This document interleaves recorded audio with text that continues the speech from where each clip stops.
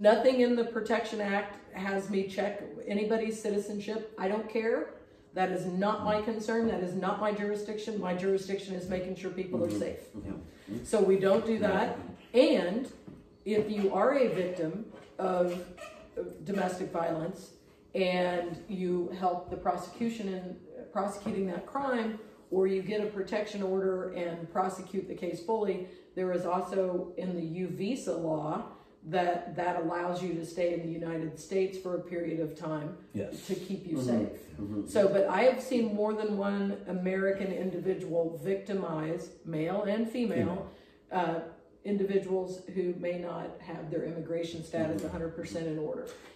And that irritates me. That's like, in my opinion, that's one of the lowest things you can do. Yes. And you know, it's funny that you mentioned that because remember Nick Thomasek or former district attorney? Yes. One of the greatest speech about immigration was given by this man. And he said that if the European borders were next side by side with the United States, I am certain, he said, that all of you will be going to Ireland, England, Germany, or from where your ancestors came from.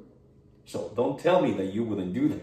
Right. And it was the best speech I ever heard about immigration. It's so funny. You know? Nick's niece by marriage, Denise Thomasek, was one of my, she was my law partner before I became a judge. And I'll never forget one time hearing Mr. Thomasek, Tom, her husband's father, Tom Thomasek, and then the DA were having a conversation at a family, and I was bringing up immigration, and we were talking about, because they knew my dad, that I was Irish, and, you know, the temper and all of that kind of stuff. But they said, you know, there were people that had said to both of them, well, nobody translated English into Croatian for you and your families. And they both said, well, that doesn't mean that it was right that they didn't do that. It just means they didn't do it. You know, it doesn't mean because you've always done something that's right. You know, and quite frankly, when you look at, you know, in the 1980s, if you look at Central Avenue, if you look at 1985, Central Avenue in the 90s, you know, my dad owned a bar at 17th and Central, right, called the Sands Club during that time. But that was like one of the few going businesses on Central Avenue, right, at that time. And now, if you drive Central Avenue, you can get a birthday cake. Yes. You can get a new pair of boots. Yes. I think you can still get a tattoo. You can get some great tacos, a wedding dress. Hey. I mean, that's not a bad thing. That's business. There are business licenses. They're paying taxes. I don't see anything that's wrong with that. No, we are the taco capital of the world. Yes. So they say. I gotta get my card punched. I gotta get out there and eat some more tacos.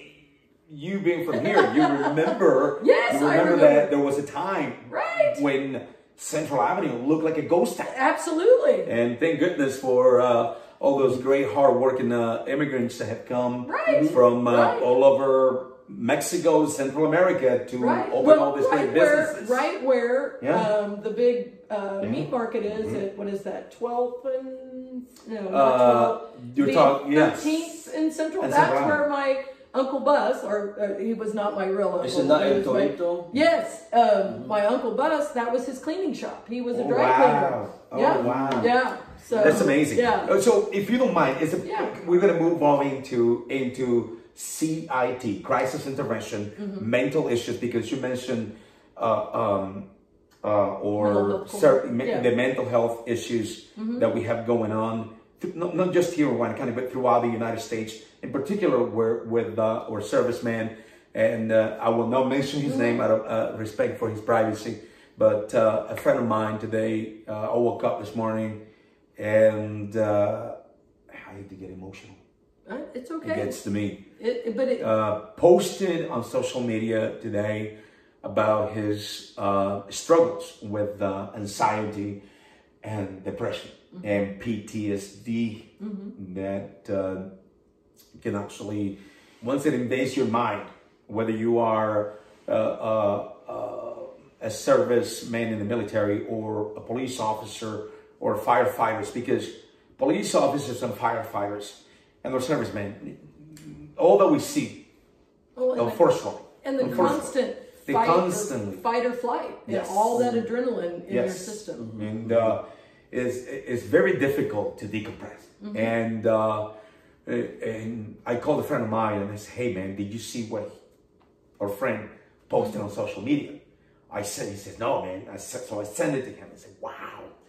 And there was a time, and I remember this vividly, where you, as a police officer, whether you were a man or a female, you will hear this. Shut up.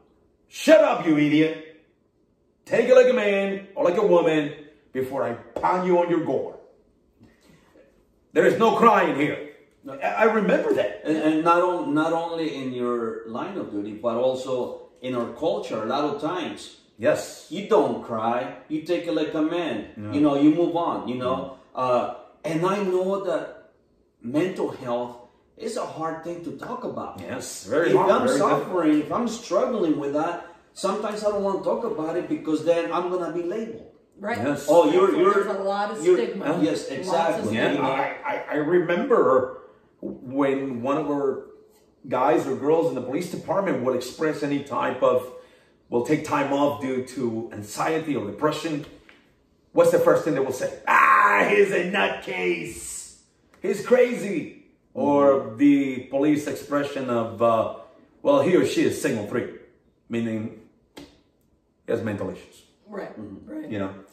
Is that something, I'm sorry, is that something that you have seen a lot more in your courtroom experience, especially before COVID? Yes. And after COVID? Is there a difference? Our numbers exploded during COVID. It was pretty rare for us to file 110 cases. And we filed 157, I think, last year.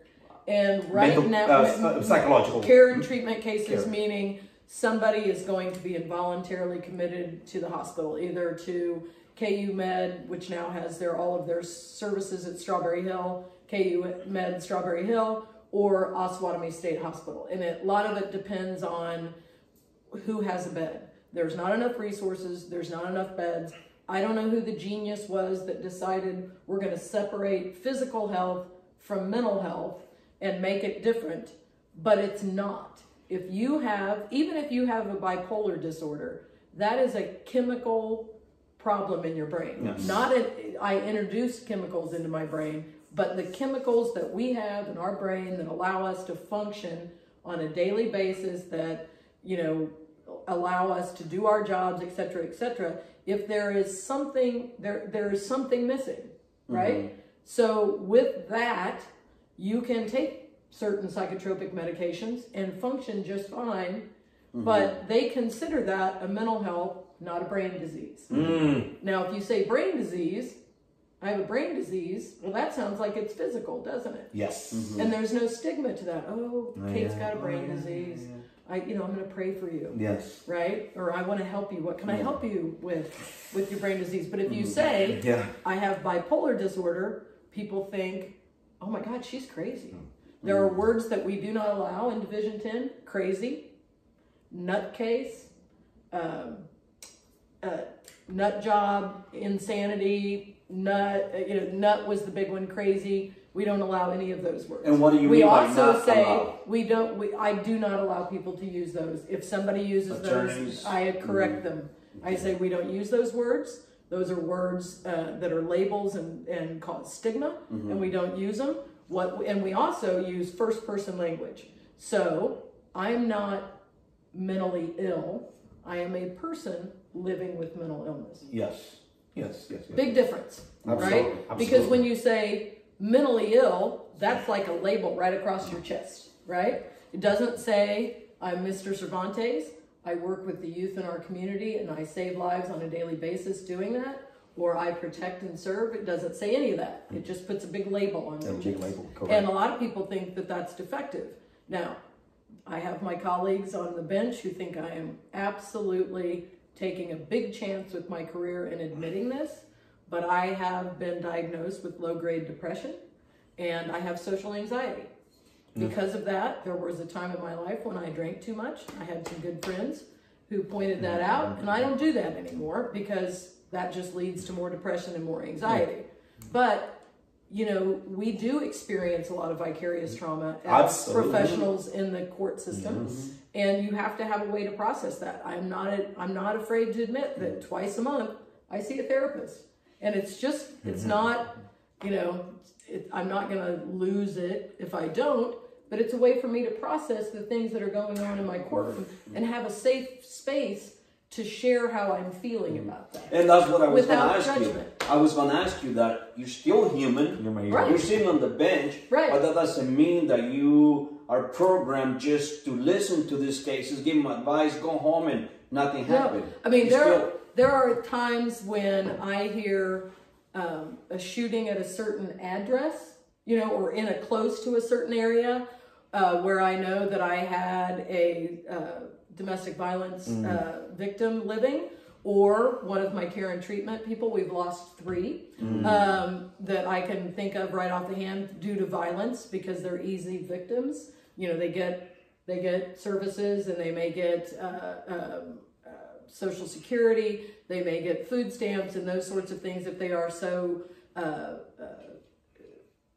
their mental health symptoms are so severe that they cannot hold employment.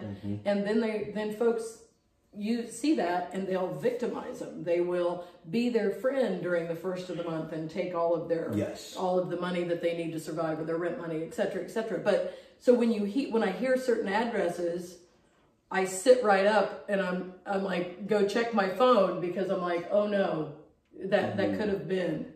And there are times where you have to, especially now where I'm working from home a lot, since we can't be in the courthouse because my courtroom is so small, I can't keep people 6 feet apart. There are days where I have to just go shut that door, because if I look in, I'm like, oh, I need to go check on that. You know, you mentioned something in the beginning about or servicemen in the military where they have said, well, I never saw, I was never involved in too much combat. However, they don't understand that the shock wave. Right. The shock wave. The concussive wave. Concussive wave. Because I remember one of the things that we did in our police department was to be exposed either to a quarter of a stick or half a stick of dynamite from a distance. And I remember the instructor at the academy shouting, "Fire in the hole." I was like, what is this? I never heard this before. You know? And all of a sudden, you boom! And we are at a great distance, and you feel that wave coming towards you, and you go, wow, what was that? What was that all about? They don't do that anymore, I don't think, by the way. But, you know, I'm asthmatic, and I have to be trained on OC spray. They commonly known as pepper spray. And I remember that I went to Oklahoma for this training, and I decided to be the first one to volunteer. Big mistake. I couldn't breathe. I couldn't breathe. I was terrified, and I couldn't control my breathing. And I have forgotten, hey, you're asthmatic. You were exposed to what is called guano, patient droppings, and it got into my system, and I got histoplasmosis, I believe that's how it's called. And I couldn't breathe, and I was panicking. I was in a state of panic. And I'm like, I'm going to die here. They were about ready to go on an ambulance, but finally I came back from that. But, you know, we see this. We see this with so many people that they actually, a lot of people get misdiagnosed also. And sometimes this process of living with a mental illness takes a while. Oh, sure. It takes a while. And, you know, by the time somebody has gotten to my courtroom to prove that they need to be involuntarily committed, we have to know that they are living with a diagnosis, they have a mental health diagnosis, and they're a danger to themselves or others. Well, you know, that's a whole spectrum of behavior and concerning behavior, and behavior that might get you arrested, might have the police officers called if you're loitering in front of a Dollar General or the McDonald's on Minnesota, and I'm gesturing to myself and I'm speaking loud and I might be cursing, but is that a danger to yourself or others? Or, you know, it's concerning, it makes people uncomfortable, but that's not a safety issue. And so, you know, with the CIT, the officer can, if they are not a CIT trained officer themselves, they can call for a co-responder. And Officer Nicole Ortego, yes, and Andrea Kessler can come out and talk to that person and say, hey, Martin, you know, you seem a little stressed out. What's going on? And they can either get them to RSI, which is our 24-hour-a-day, 7-day-a-week voluntary crisis center at Wyandotte Center at 47th and State. They'll be assessed. It'll be determined what, you know, they may be already a patient of Wyandotte Center. They may not be. But we can begin working with them and find out why they're in crisis, get them stabilized, and hopefully they never have to come to my court. Because quite frankly, we know that the number of times that somebody is hospitalized, it makes it more difficult for them to get back to their baseline level of living with their symptoms. So we also know that mental illnesses can lead to crime. It can lead to drug abuse, alcohol abuse, whether these drugs are the common illegal drugs that we see out in the streets, or medication that is illegally obtained by the person suffering from mental illnesses. And we also know that Officer Ortego is the only one handling all these cases, and she's probably overworked. And I'm sure underpaid. Yes, and that's probably that should probably be a unit by itself. Absolutely. With at least 2 or 3 officers. And I think the piece that people miss is they think, well, that's not the job of the police officer. Well, police officers protect and serve, and they protect and serve everybody. They even protect us from ourselves. Right? You know, drunk driving, that's protecting somebody from themselves. Right? Now, but in this case, if Officer Ortego is the petitioner, meaning I'm petitioning, filling out paperwork, and putting all the evidence forth that you are living with a mental illness, that takes it off a family member. That takes it off a friend, so that safety net of the family and friend isn't severed by them coming forward and asking to get their loved one help. That remains intact, so that maybe next time the family member can say, hey, remember when you had that time? Let's get you to RSI. Let's get you some help. And you don't sever that safety net when you have a professional witness. Because I have witnessed in my courtroom when family members have had to come forward and petition on their family member living with mental illness, and that person gets very angry, and I'll never speak to you again, and I'll never talk to you again, and that, you know, severs that relationship. I mean, I lost the count on the numbers of time where family members will call 911 because the family member suffering with this mental illness started to act in a violent way, and because of the lack of training back in the day before CIT, which you are one of the pioneers and one of the people that probably the only one that started to push. Listen, Pete Zebrabergen, who was our CEO at the time at Wyandotte Center, and Julie Solomon. In fact, Commissioner Melissa Bynum. She called me and said, Pete Zebrabergen wants to take you to lunch, and he wants to talk about the changes that you're making in the court, and he wants to talk to you about some things that are going on with the police department.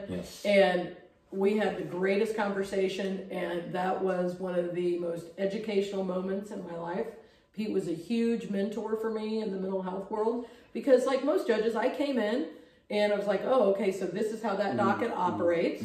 So we're just going to keep, and then I noticed we were just turnstiling people in and out. And we were making no impact, and we weren't helping anybody. You know, and we weren't helping the police. We weren't helping the person that was living with mental illness. We weren't helping the court system. We were just, you know, we were just doing the turnstile thing. I know we can talk about this for hours, days, and months. you know. But there's another thing that you're also doing in your courtroom that my family experienced, because you performed the adoption of my son. My son, Junior, was adopted by my wife when he was 19 years old.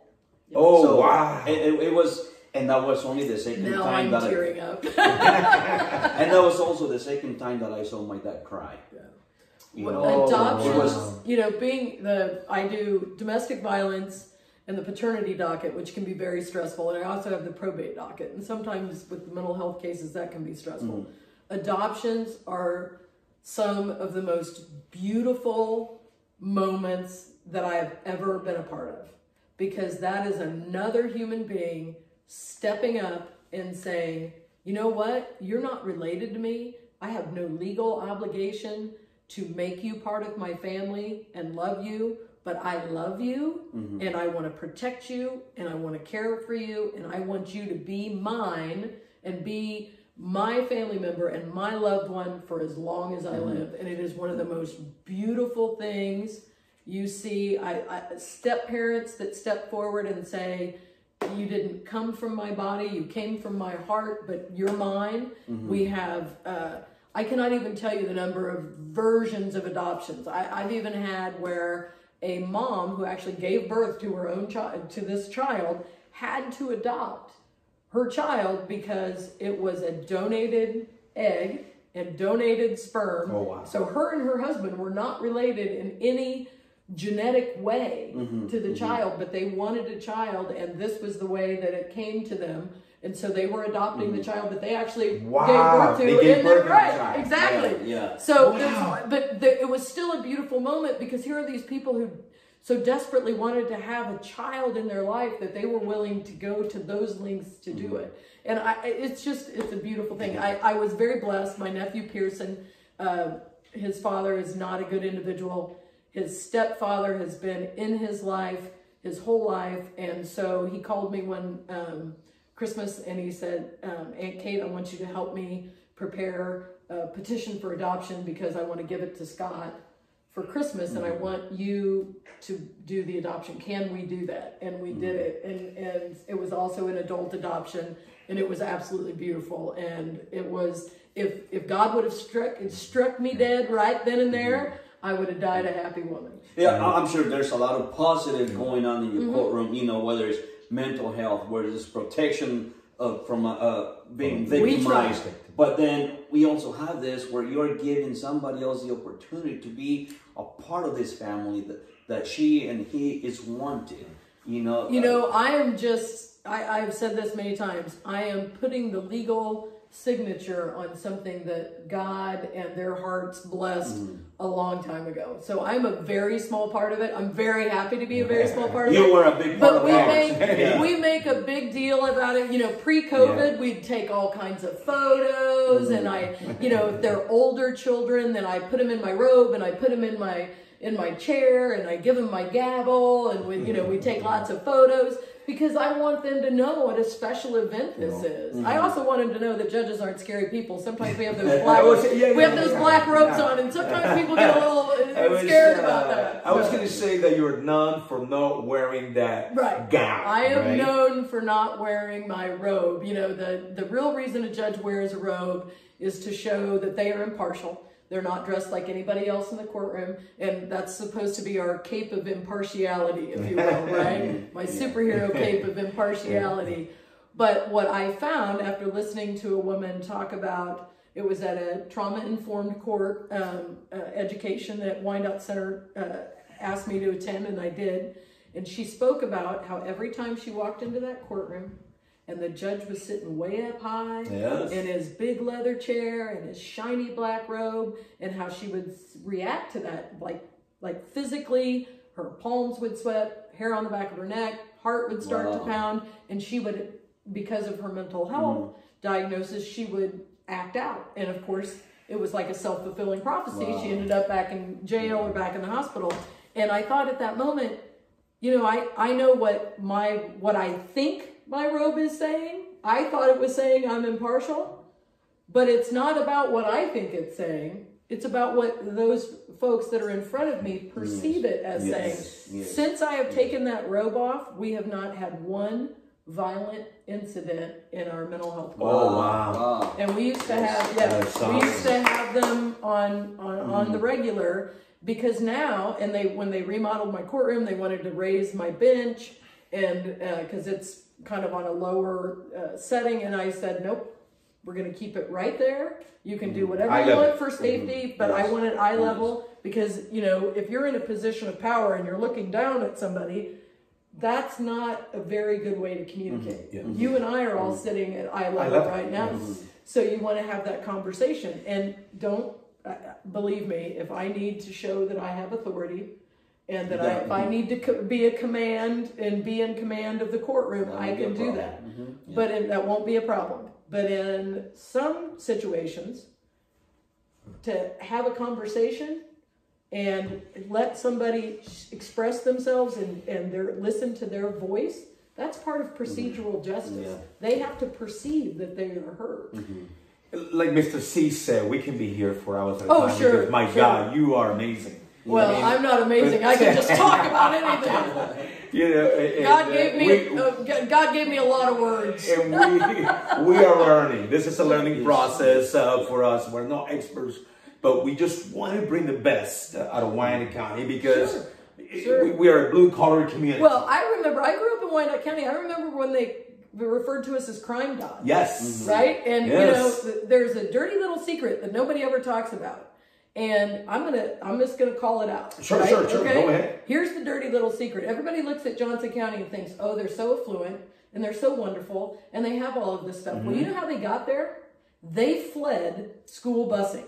They said, oh no, my kids aren't going to school with those people. Yes. So all of the people that had money, all of the people that had influence, all of the people that had the resources ran to the south. Yes. Because there were not a lot of those people over there. Yes. So, right? Yes. So then they can just, so everybody that stayed, you know, how are your schools paid, you know, how are your schools paid for? Based on your real estate taxes. Correct. Yes. So if you have a lot of unused real estate and a lot of houses that are not very valuable, your schools aren't going to get the resources. Correct. And if, you know, in the 1960s, we lost a lot of population, and the folks that were left were the folks that, you know, when you think about Wyandotte County, you think about, okay, the north end, as some of the old folks call it, the Quindaro area. Okay, so there's the Quindaro ruins. That was right where you had the Underground Railroad. Yes. Okay, so then if you think about St. Mary's and St. Anthony's, those were the German immigrants, right? And the Croatian immigrants at St. John's, and they all worked in the my father referred to as the packing houses. Yes. Those were the slaughterhouses, right? The Irish folks all ended up around the St. Peter's area, right? And they went to work either in the fire department, the police department. My dad was a telephone man, but his dad it was a union organizer at Corn Products, also known as the Cairo syrup.